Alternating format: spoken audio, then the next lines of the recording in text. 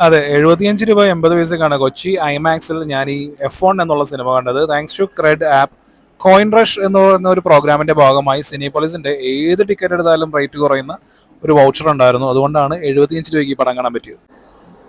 F1-ൻ്റെതായിട്ട് എൻ്റെ വക 4 റിവ്യൂ ആണ് വരാൻ പോകുന്നത്. അതിൽ ഒന്ന് എന്ന് പറയുന്നത് ഐമാക്സിലാണ്. ഞാൻ കൊച്ചി ഐമാക്സിൽ ജൂലൈ 1-ാം തീയതിയാണ് ഞാൻ ഈ സിനിമ കണ്ടത്. ഒബ്വിയസ്ലി എനിക്ക് കൊച്ചി ഐമാക്സിൽ ഈ പടം കാണാൻ തീരെ പ്ലാൻ ഉണ്ടായിരുന്നില്ല. പക്ഷെ പെട്ടെന്ന് ക്രെഡിന്റെ വക ഒരുപാട് ഫ്രീ ടിക്കറ്റ്സും കാര്യങ്ങളും വന്നപ്പോൾ അതിൽ ഒരു വൗച്ചർ എന്ന് പറയുന്നത് ടിക്കറ്റ് റേറ്റ് എത്രയാണെന്നുണ്ടെങ്കിൽ നമുക്ക് അതിന്റെ കൺവീനിയൻസ് ഫീ മാത്രം കൊടുത്താൽ മതി. അപ്പൊ 75 റുപ്പീസ് മുടക്കി ഒരു പടം കാണാൻ ഒരു ചാൻസ് കിട്ടുമ്പോൾ അത് ഐമാക്സ് അല്ല ഒന്നുമില്ലേലും. അപ്പൊ അതുകൊണ്ട് ഞാൻ കണ്ടതാണ്. ആക്ച്വലി ഞാൻ ഈ പടം കാണാൻ ഞാൻ പ്ലാൻ ചെയ്തിരുന്നത് ബാങ്കോക്കിലുള്ള മേജർ സിനിപ്ലെക്സിന്റെ ഐമാക്സിലായിരുന്നു. 100 അടിയുള്ള ഒരു ഐമാക്സ് ആണ് അവിടെ. 100 അടിയുള്ള അത്രയും വലിയൊരു ഐമാക്സിൽ ഞാൻ ഈ പടം കാണണമെന്നായിരുന്നു ആഗ്രഹിച്ചത്. പക്ഷെ ആദ്യം കാണുമ്പോൾ നമുക്ക് പടത്തിന്റെ എല്ലാ കാര്യങ്ങളും മനസ്സിലാവും. രണ്ടാമത് കാണുന്നതിനാണ് നമ്മൾ എക്സ്പീരിയൻസ് എന്ന് പറയുന്നത്. സോ എന്റെ രണ്ടാമത്തെ റിവ്യൂ വരുന്നത് അവിടെ കാണുന്നതായിരിക്കും ഇതിന്റെ റിവ്യൂ. പിന്നീട് മൂന്നാമത്തെ റിവ്യൂ എന്ന് പറയുന്നത് സ്ക്രീൻ എക്സ് ഉണ്ട്. അപ്പോൾ സ്ക്രീൻ എക്സിലും ഞാൻ ഈ പടം കാണുന്നുണ്ട്. പിന്നീട് 4DX, അങ്ങനെ ഈ 4 ഫോർമാറ്റുകളിലായിട്ടുള്ള റിവ്യൂസ് വരും. അപ്പോൾ കൊച്ചി ഐമാക്സിൽ 1-ാം തീയതിയാണ് ഞാൻ ഈ പടം കണ്ടത്. ഞാൻ ഈ പടം കണ്ടിട്ട് ഇന്നേക്ക് 5 ദിവസമായി. അപ്പോൾ റിവ്യൂ ഇടണോ വേണ്ടോ എന്നുള്ളൊരു കൺഫ്യൂഷൻ ഉണ്ടായിരുന്നു. പിന്നെ വിചാരിച്ച് ഏതായാലും കണ്ടു, കാരണം ഒരുപാട് കാര്യങ്ങളുണ്ട് ഇങ്ങനെ പറയാനായിട്ട്.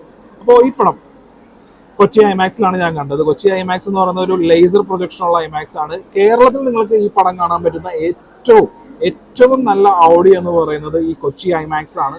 ഇന്ന് 6-ാം തീയതി ഞാൻ പറഞ്ഞല്ലോ, ഈ പടം എന്ന് പറയുന്നത് ഈ വരുന്ന വെള്ളിയാഴ്ച വരെ ഉണ്ടാവുള്ളൂ ഐമാക്സിൽ. അത് കഴിഞ്ഞ് സൂപ്പർമാൻ റിലീസാണ്.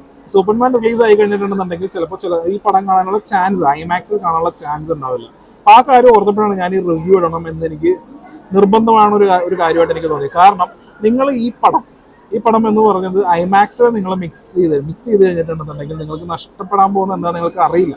അതുകൊണ്ട് ഇനിയും കാണാത്തവരുണ്ടെന്നുണ്ടെങ്കിൽ കൊച്ചി വരെ വരാനുള്ള ആ ഒരു ട്രാവലിങ്ങിന്റെ അതൊരു ബുദ്ധിമുട്ടായിട്ട് നിങ്ങൾക്ക് തോന്നുന്നില്ല എന്നുണ്ടെങ്കിൽ ഉറപ്പായിട്ടും ഐമാക്സിൽ കാണേണ്ട പടം തന്നെയാണിത്. ഐമാക്സിൽ തന്നെ കണ്ടിരിക്കണം. കാരണം ഈ പടം എന്ന് പറയുന്നത് ഒരു ഫേൺ ഫോർ ഐമാക്സ് ആണ്. കാരണം ഐമാക്സ് നിങ്ങൾക്ക് ഫുൾ സ്ക്രീനിൽ ഈ പടം കാണാൻ പറ്റും. നിങ്ങൾ PXL അല്ലെങ്കിൽ എപ്പിക് സ്ക്രീൻ അല്ലെങ്കിൽ 4DX എവിടെ വേണമെങ്കിലും പോകുമ്പോൾ നിങ്ങൾക്ക് മുകളിലും താഴെയും ലെറ്റർ ബോക്സ്ഡ് ആയിട്ട് ബ്ലാക്ക് ബാർസ് ഉണ്ടാവും.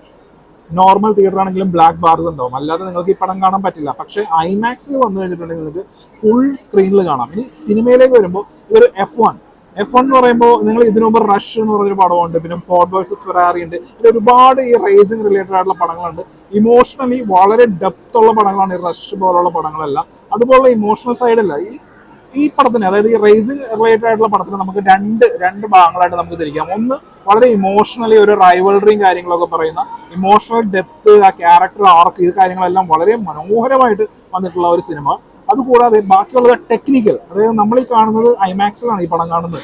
ഐമാക്സിന്റെ ഫുൾ സ്ക്രീനിൽ ഒരു റേസിംഗ് സ്ക്രീൻ ഇങ്ങനെ നിറഞ്ഞു നിൽക്കുമ്പോൾ ഉള്ള ഈ പടത്തെ കുറിച്ച് വേറൊരു കാര്യം പറയാം. അതിന്റെ ഇടയിൽ ഞാൻ കട്ടായിട്ട് പറയാണ്. അതായത് ഈ പടത്തിന്റെ പ്രൊഡ്യൂസറിൽ ഒരാൾ എന്ന് പറയുന്നത് നിങ്ങൾ ചെക്ക് ചെയ്ത് നോക്കിയാൽ കാണാം, F1 വിന്നർ ആയിട്ടുള്ള 7 തവണ വിന്നർ ആയിട്ടുള്ള ഒരാളാണ് ഈ പടം പ്രൊഡ്യൂസ് ചെയ്തിരിക്കുന്നത്. പിന്നെ ഈ പടം ഷൂട്ട് ചെയ്തിരിക്കുന്നത് ഗ്രീൻ മാറ്റിലല്ല, ഇത് ഒറിജിനൽ F1 ഈ മെഴ്സിഡീസ് ആയിട്ട് കണക്ട് ചെയ്തിട്ടാണ് അവർ ഈ പറഞ്ഞ അപ്പെക്സ് എന്ന് പറയുന്ന ആ ഒരു വണ്ടി, ആ റേസിംഗ് കാർ ഉണ്ടാക്കിയെടുത്തിരിക്കുന്നത് F1-ന് വേണ്ടി പ്രവർത്തിക്കുന്ന മെക്കാനിക്സ് അവർ ഉപയോഗിച്ചിട്ടാണ്. പിന്നെ ഇത് ഷൂട്ട് ചെയ്യണമല്ലോ, ഒരു റേസിംഗ് ആണ്. അപ്പൊ റേസിംഗ് ഷൂട്ട് ചെയ്യുമ്പോൾ വേറെ കുറെ ഡ്രൈവർമാരുമാണ്. ഈ ഡ്രൈവർമാർ ആരൊക്കെയാണെന്ന് അറിയോ? F1-ൽ തന്നെയുള്ള F1-ന്റെ ഡ്രൈവേഴ്സ് ആണ് ഈ പടത്തിന് വേണ്ടി ഡ്രൈവ് ചെയ്തിരിക്കുന്നത്. അതായത് ആ ഷൂട്ടിംഗ് സീനുകളെല്ലാം ഇത് ആ ട്രാക്കും അവിടെ തന്നെയാണ്. ഇതെല്ലാം ഒറിജിനലാണ്. കാര്യം ഒരു രീതിയിലും ഈ പടത്തിന് ടെക്നിക്കലി ഒരു കുറവും വരാൻ പാടില്ല. ആ ഈ രീതിയിൽ ഇത്രയും കാര്യങ്ങൾ വെച്ചിട്ടാണ് ഈ പടം എടുത്തിരിക്കുന്നത്. അപ്പൊ ഇത് നമുക്കൊരു ബിഗ് സ്ക്രീനിൽ, ഇപ്പൊ ഹാപ്റ്റിക് ട്രെയിലർ ഓൾറെഡി ഐഫോണുള്ളവർ കണ്ടു കാണും. അപ്പൊ ഹാപ്റ്റിക് ട്രെയിലർ ഒരു വലിയ സ്ക്രീനിൽ കണ്ടു കഴിഞ്ഞാൽ, കാരണം ഇതിന്റെ സൗണ്ട് മിക്സ് ചെയ്തിരിക്കുന്നത് none other than legendary Hans Zimmer ആണ്.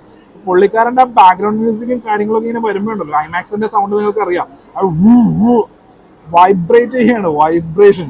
അപ്പോൾ നമുക്ക് ഹാപ്റ്റിക് ട്രെയിലർ ഒരു ഫുൾ പടത്തിൽ കാണാം. പിന്നെ ഈ സിനിമയുടെ ക്യാരക്ടർ ഡെപ്ത് ആ ഒരു രീതി നോക്കുകയാണെന്നുണ്ടെങ്കിൽ നിങ്ങൾക്ക് വളരെ സിമ്പിൾ ആയിട്ട് തോന്നാവുന്ന ഒരു തിരക്കഥ, സ്ക്രീൻ പ്ലേയുടെ സൈഡിലൊക്കെ നോക്കുകയാണെന്നുണ്ടെങ്കിൽ കാര്യമായിട്ട് ഒന്നും തന്നെ ഇല്ല എന്നൊരു തോന്നൽ ഉണ്ടാക്കുന്ന സിനിമയാണ്. പക്ഷേ സോണി ഹൈസ് എന്ന് പറഞ്ഞ ക്യാരക്ടറിന് നോക്കുകയാണെന്നുണ്ടെങ്കിൽ പുള്ളിയുടെ ക്യാരക്ടറൊക്കെ ക്ലൈമാക്സ് ആകുമ്പോൾ നമുക്ക് മനസ്സിലാവും പുള്ളിയുടെ ഡിസിഷൻ എടുക്കുന്നത്. പിന്നെ പുള്ളി ആ ഒരു വളരെ ബ്യൂട്ടിഫുൾ ആയിട്ടുള്ള ക്ലൈമാക്സ് ആണ്. ഇത് ഇനിവരെ ഈ പടം കണ്ടിട്ടുണ്ടെങ്കിൽ സ്പോയിലർ ആവണ്ട എന്ന് വിചാരിച്ചിട്ടാണ് ഞാൻ പറയുന്നത്. പിന്നെ നെക്സ്റ്റ് റിവ്യൂവിൽ ഞാനത് ഡീറ്റെയിൽ ആയിട്ട് പറയാം. പിന്നെ ആ ഒരു ക്യാരക്ടർക്ക് എന്ത് ബ്യൂട്ടിഫുൾ ആയിട്ടാണ് പോകുന്നതെന്ന് അറിയോ. അപ്പോൾ ആ ഒരു അത്രയും മതി. ഇതും ആവിർഭാടമായിട്ടുള്ള ആ ഒരു കണക്ഷൻ ഉണ്ട്, ആ ഒരു ഫ്രണ്ട്ഷിപ്പിന്റെ ഏറ്റവും ബ്യൂട്ടിഫുൾ ആയിട്ടുള്ള മൊമെന്റ്സ്. അത് ഇവര് തമ്മിലുള്ള ആ ഒരു കോൺവെർസേഷൻ ഉണ്ടല്ലോ, എന്ത് രസമായിട്ടാണ് ഈ രണ്ട് ക്യാരക്ടേഴ്സിന് ഈ പടത്തിൽ എഴുതിയിരിക്കുന്നത്. കാര്യം വേറെ എന്തൊക്കെ സ്പോർട്സ് ഉണ്ട്, നമുക്ക് ബാഡ്മിന്റൺ നോക്കായിരുന്നു, ടെന്നീസ് പോകായിരുന്നു, then why we are here എന്നൊക്കെ പറഞ്ഞിട്ട് ആദ്യബോധം ആ ചോദിക്കുമ്പോൾ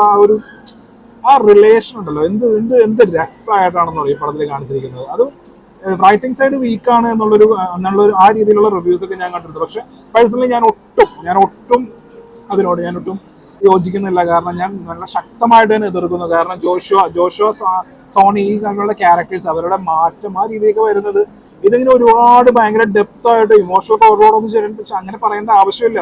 നമുക്ക് ഇമോഷൻസ് എന്താ പറയുക വളരെ നാടകീയമായിട്ടും കാണിക്കാം, അല്ലെങ്കിൽ ലാലേട്ടനൊക്കെ കാണിക്കുന്ന പോലെ സബ്റ്റിലായിട്ട് എന്നാൽ നമ്മുടെ ഉള്ളുപടയും ആ രീതിയിലും കാണിക്കാം. ഈ പടത്തിൽ അതിന്റെ ആവശ്യമുള്ളൂ. കാരണം ഇത് ടെക്നിക്കലി ഇതൊരു ഗംഭീര സംഭവമാണ്. F1ന്റെ കുറച്ച് ലോ പോൾസ് ഉണ്ട്, സേഫ്റ്റി കാറിന്റെ അങ്ങനെയുള്ള. അപ്പൊ നിങ്ങൾ വിചാരിക്കും ഇതൊക്കെ അറിഞ്ഞാൽ മാത്രമാണ് ഈ പടം ഗംഭീരമായിട്ട് എൻജോയ് ചെയ്യാൻ പറ്റുള്ളൂ. അങ്ങനെയുള്ള ഒന്നുമില്ല. ഈ പടത്തിൽ നല്ലപോലെ സ്പോൺ ഫീഡ് ചെയ്യുന്നുണ്ട്. ഈ പടം കാണാൻ പറ്റുന്ന F1നെ കുറിച്ച് റിലേറ്റഡ് ഒന്നും അറിയാത്തവർക്കും ഈ പടം നല്ലപോലെ എൻജോയബിൾ ആയിരിക്കണം എന്നുള്ള ആഗ്രഹത്തിൽ ഒരു സ്പൂൺ ഫീഡ് ചെയ്യുന്നുണ്ട്. അതുകൊണ്ട് ടെക്നിക്കലി ഈ സംഭവം റൂൾസ് കാര്യങ്ങളൊക്കെ അറിഞ്ഞു കഴിഞ്ഞാൽ കുറച്ചുകൂടി സ്മൂത്ത് ആയിരിക്കും. പക്ഷെ അങ്ങനെ മുഴുവനായിട്ട് അറിഞ്ഞിരിക്കേണ്ട ആവശ്യമൊന്നുമില്ല. പിന്നെ ഇതിൽ ഉപയോഗിക്കുന്ന ടയർ, ഏത് ടയർ ഉപയോഗിച്ചിട്ടാണെന്നുണ്ടെങ്കിലാണ് കൂടുതൽ മെച്ചം എന്നുള്ള രീതിയിലേക്കുള്ള കുറച്ച് കാര്യങ്ങളൊക്കെ ഉണ്ട്. പക്ഷെ അത് നമ്മൾ മുൻകൂട്ടി അറിയണമെന്നില്ല. അത് ഓൾറെഡി പടം കാണുമ്പോൾ നമുക്ക് ഓട്ടോമാറ്റിക്കലി നമുക്കിത് മനസ്സിലാവും. പിന്നെ ഇതിന്റെ ക്ലൈമാക്സ്, ആ ക്യാരക്ടർ ആർക്ക്, പിന്നെ ഇതിനകത്ത് ഹീറോയിൻ, പേര് എനിക്ക് മനസ്സിലായിരുന്നില്ല, ഹീറോയിൻ എന്ന് പറയാൻ പറ്റില്ല, അതൊരു മെയിൻ ക്യാരക്ടറാണ്. അപ്പോൾ ആ ക്യാരക്ടറായിട്ടുള്ള റിലേഷൻ കാണിക്കുന്നത്. പിന്നെ ഈ സോണി ഹൈസ് എന്ന് പറഞ്ഞ ക്യാരക്ടർ അതൊരു നൊമാഡിക് ആയിട്ടുള്ള, നമ്മൾ ഒരുപാട് കണ്ടിട്ടുള്ളതൊക്കെ തന്നെയാണ്. പക്ഷെ ലൈഫിന്റെ ആംബിഷൻ, ഫ്ലൈയിങ് എന്നുള്ളൊരു വേർഡ് നിങ്ങൾ പടം കണ്ടിട്ടില്ലെങ്കിൽ നോട്ട് ചെയ്ത് നോക്കുക. ഫ്ലൈയിങ് എന്നുള്ള വേർഡ് അത് എത്രത്തോളമാണ് ആ ക്യാരക്ടറിന് വേണ്ടത് എന്നുള്ളതൊക്കെ സോ ബ്യൂട്ടിഫുൾ. ഞാൻ പറഞ്ഞല്ലോ, ഞാൻ 4 തവണ ഈ പടം കാണാൻ പ്ലാൻ ചെയ്തിരുന്നു. അതിൽ ഒന്നാമത്തേത് കഴിഞ്ഞു. ഇനി 3 തവണ ഞാൻ ഈ പടം കാണുന്നുണ്ട്. 3 തവണ ഈ പടം കണ്ടാലും എനിക്ക് ബോറടിയില്ല. അതാണ് ഈ സിനിമയുടെ ഇത്. ഈ വർഷം ഞാൻ കണ്ടത് എനിക്ക് ഏറ്റവും ഇഷ്ടപ്പെട്ട പടം സിന്നേഴ്സ് ആണ്.